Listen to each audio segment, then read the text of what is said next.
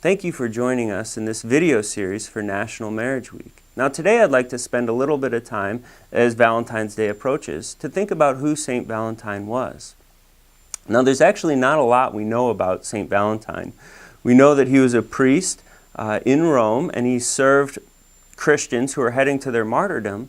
And we know that around the year 270, St. Valentine himself was arrested and was martyred on February 14th.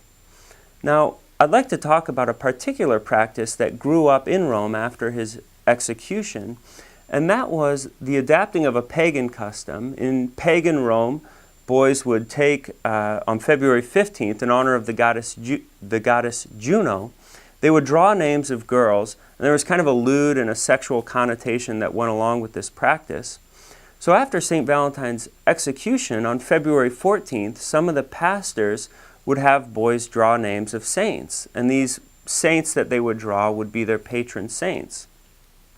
And I think that that's a pretty neat practice, and what it highlights, I think, is Catholicism's ability to take into itself what is of the world and to transform it into something greater. You know, the Church doesn't reject the things around us. The Church draws those things into itself and sanctifies them. And you know, that's kind of what I think we need to do with Valentine's Day today. Valentine's Day has become very commercial. It's very much about what do we get during this time.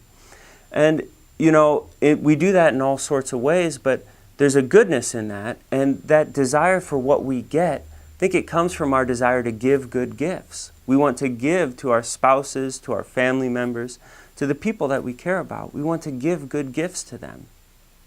And you know, when we think about that, and we think about what's the greatest gift that we can give, well, it's the gift of ourselves.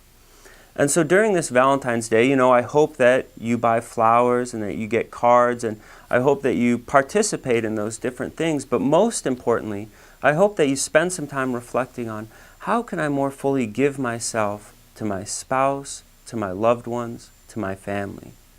You know, on St. Valentine's Day, I'd also like to give a shout out to my friend Mark and to all beekeepers, because St. Valentine is also their patron.